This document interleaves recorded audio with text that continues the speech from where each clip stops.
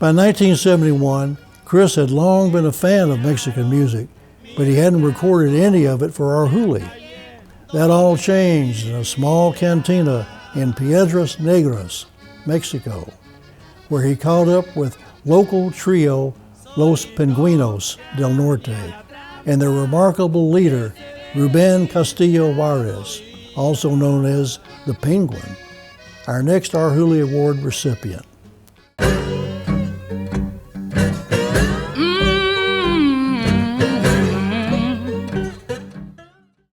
Well, I first met Los Pingüinos, through this friend of mine that I'd met in along the border. Actually, he lived in Eagle Pass. He took me to this little bar across the river in Piedras Negras to hear Los Pingüinos del Norte, and I was totally knocked out. It's the first time I really heard a little conjunto that is, that kind of group in a bar where the response was very spontaneous by the audience, And they sang about songs that meant something to the people there. They spoke for their people, and it was just a delight. And nobody ever made a live recording of any of this music. I don't think it's ever been done. Chris released a full-length LP of Los Pingüinos later that year. He returned there in 1975 to record them again for his groundbreaking film with Les Blanc, Chulas Fronteras.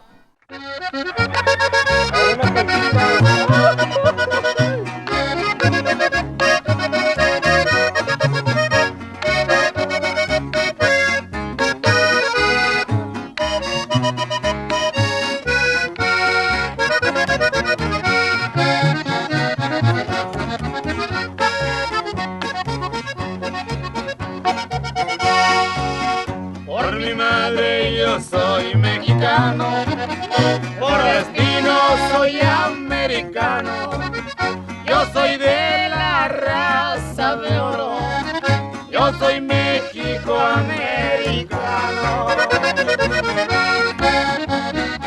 Chulas Fronteras was an amazing vehicle in terms of bringing light to him as a musician, as a songster, as a conservationist of the culture that he's representing. And the role that he played in that film fit perfectly because not only is he what I consider a main protagonist in the film, but he's also one of the driving voices behind that musically. And I compare him to kind of Mance Lipscomb, who's this great songster in Texas, who had this amazing repertoire, who never called himself a blues singer. He called himself a songster because they played all kinds of songs.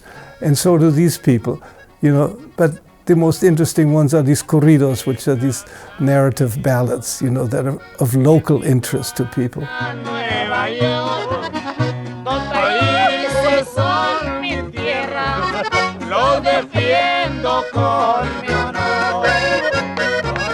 I think songster encapsulates Ruben Castillo perfectly because not only is he singing, his repertoire is so vast. I mean, he's been singing since the age of 14. And in order for you to sort of make a living behind it, you have to not only sing your own compositions, but you also have to incorporate a lot of the what's happening.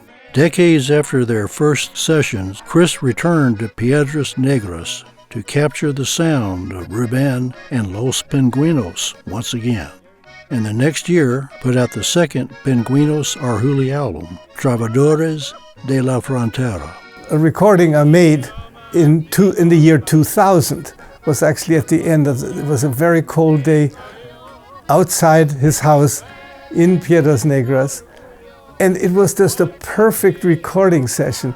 They did the whole album, as I videotaped it, you see, in one non-stop session.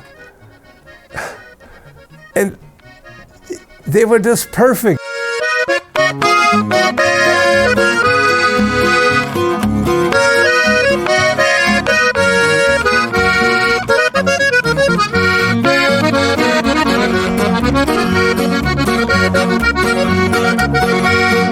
Va a cantar este corrido, señores, hoy les voy a recordar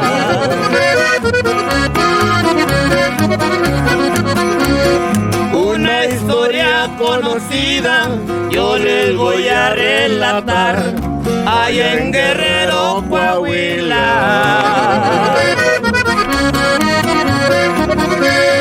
Nadie lo puede olvidar. One of our most popular videos on our YouTube channel, incidentally, is Los Pingüinos with Ruben Castillo Juarez. And I attribute that to the revolving audience that is still there from the 20s, 20, 30, 40 years ago. Ruben continues to sing in the same town where he started over 65 years ago. Señor Antonio Espinosa,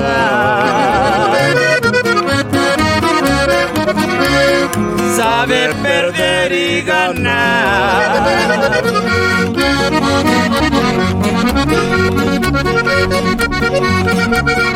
But I think his ability to really sing about his surroundings, his experiences, and the experiences around his environment are really the driving force behind his skill set. It's just beautiful music. But he's been that good, and his joy of playing and singing, I think, comes through.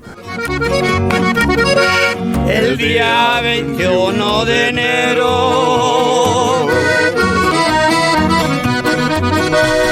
1990, cuando corrió en Villa Unión con una yegua ligera, tiene por nombre La Bruja, con quien perdió la carrera. He was singing the same songs since he was 14 because his audience remained the same. He wasn't so much concerned with musically evolving with the times, although he did incorporate a lot of commercial hits in his repertoire, but his main voice was that of El Pueblo, the public. Let's congratulate Ruben Castillo Juarez on winning the 2021 Arhoolie Award.